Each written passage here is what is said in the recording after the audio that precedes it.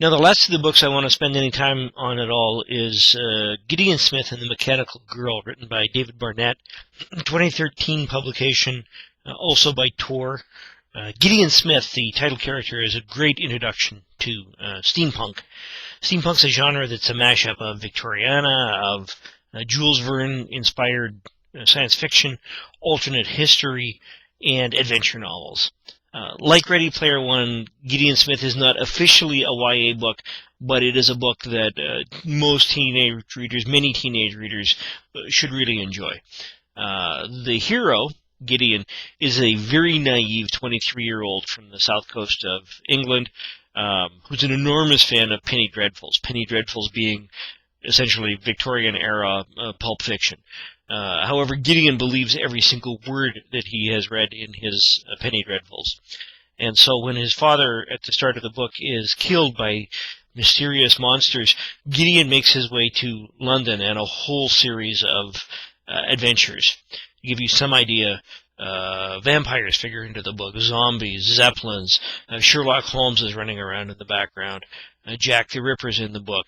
There's a cyborg, the Mechanical Girl of the title, Gideon Smith and the Mechanical Girl. There's an oversexed female aviatrix who flies an airship, although there is no sex, as Gideon is not that kind of boy, and it is very much a Victorian novel in those respects. It's just a lot of fun. There's a lot more sophisticated steampunk out there. Give you a quick shot of the book jacket itself. There we are. Not too much glare, I hope.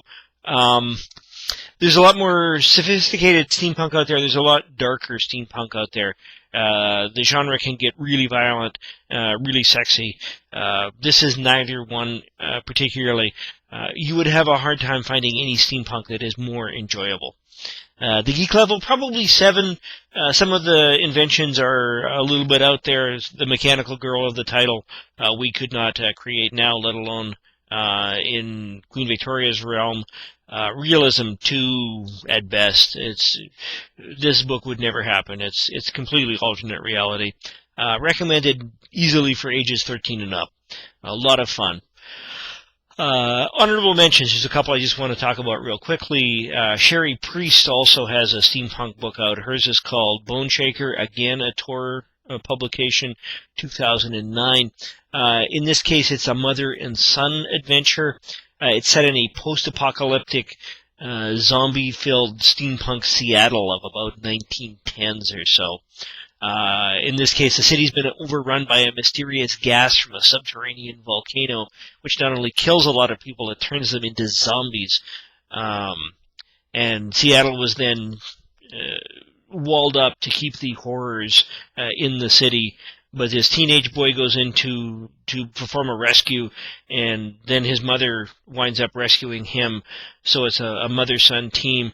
Personally, I found the setting a little oppressive. I get a little tired of the descriptions of the gas and the zombies. I'm not a zombie kind of guy. But Priest is building a following, and you may well find a lot of readers in your library that like this book. Geek level, maybe a 6. Realism, I don't know, 1, 2, 4, somewhere in there. A lot of the technology that Priest discusses is relatively realistic. Obviously, the setting's not. I would recommend it maybe for mid-teens and up, so 15 and up. It's a little grim, a little violent in spots, but certainly YA appropriate. The last book is a bit of an outlier. Scarlett Thomas wrote it. It's called Popco. It was released in 2004, published in 2004 by HarperCollins, London. I love this little book. I really do. It is more along the Cryptonomicon line than anything else we've discussed. And it's kind of a new adult novel. The heroine is 29 years old, which is practically ancient by YA standards. But the setting is she works in a toy company, and there's a lot of reminiscing about her childhood. So kind of like Gideon Smith is 23, but because he's so naive, he feels younger. Alice, the heroine of this book, because a lot of it is set in her youth, she reads a lot younger than 29. And she's not settled at all. So it's a new adult book. The company she works for is kind of a hip company along the lines of an Apple toy company. and they are pretty much dedicated to brainwashing the world's youth into buying all of their products. And Alice, the heroine, is part of the advertising team for this company, and she spends most of the book trying to decide whether working for them is eating her soul or not, whether she'd be better off moving to something that's less trying to take over the world. She might be falling in love along the way. There's a little bit of sex in the book, not a whole lot, a little bit of swearing.